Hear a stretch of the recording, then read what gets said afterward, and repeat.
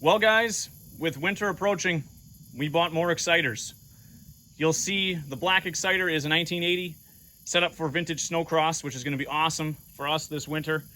I'm sure we'll put it through its paces, take it to a couple races, so make sure you guys stick around for the winter time on that. Next to it is the 77 exciter 440. We don't have a 77 in the collection yet. Obviously that one's a little rough, but hey, mostly complete, turns over. I'm sure that sucker will run.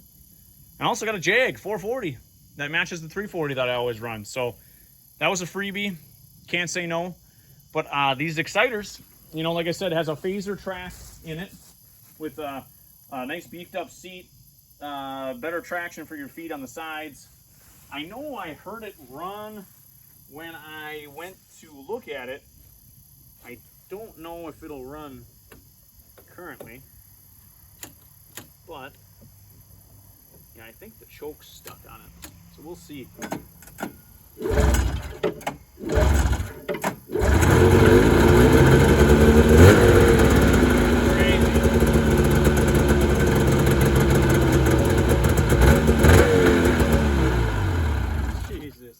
So yeah, that thing starts so good because the choke plunger is stuck up. So once I get that figured out, you know, then it'll be good to go. We got to go through it, you know, of course, and check the safeties and features that way. I don't know if the 77 will run. I guess we could find out real quick, so that way we know going into the winter. It does have a quick detach hood that is just set on there. I thought it was a 76 at first, guys, but it is a 77. So, key around slide carb. Still on there yet. That's insane. Crazy. Intake boot is disgusting. I will go get a plug socket and we'll pop those spark plugs out. Let's throw a little bit of fuel down it. Let's make sure that thing runs. That way, when we know the winter's coming, we don't have to do as much work to it then, you know, hopefully.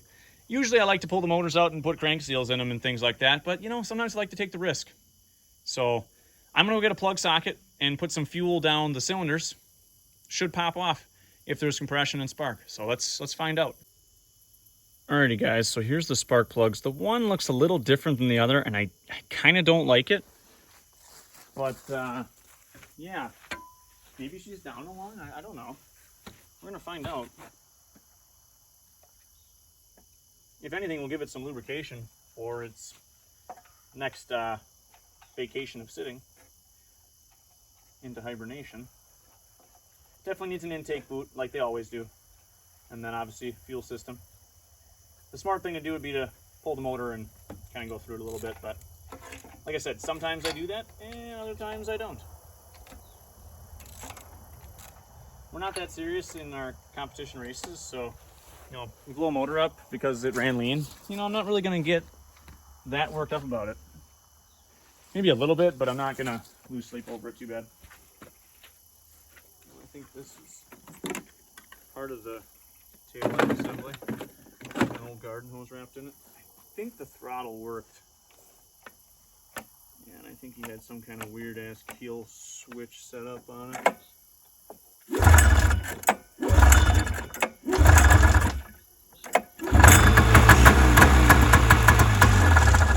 Oh yeah, she's a runner. The old 77. Oh yeah, guys. Nothing beats an old Yamaha. And if you guys disagree with me, well, I don't care. So anyways, I love the exciters, man. They're reliable. You go through them. They're going to be dependable riders, and they will take the abuse. We're trying to get every year the old exciter from 76 to 81 in the 440 and 340 version. We are more than halfway there. The only scary thing with the 1980 exciter is it has 13,000 kilometers. Now, if you guys are unfamiliar with that, that's a lot of miles. So you never know. I'm sure the motor's been done before, you know, and rebuilt, but we'll do a compression test and an air leak check before we do any serious riding. And the 77, you know, is going to need gonna need a lot of help in every area. So new seat fabricated on there will be getting taken care of. You know, the hood will have to get refastened down with some custom hinges. It's got ski spreaders on it, so that helps. And then, like I said, just going through the 1980 long track version. Has a Phaser 2 suspension in it and a Phaser 2 track. I'm gonna probably get a bigger paddle on the track, like at least a 3/4 or 1 inch lug. You can probably put a Polaris track in it, you know, 252 pitch. If you guys have any ideas for setting up an exciter with a long track like a 121 for some vintage snowcross, let me know what to beef up and things like that.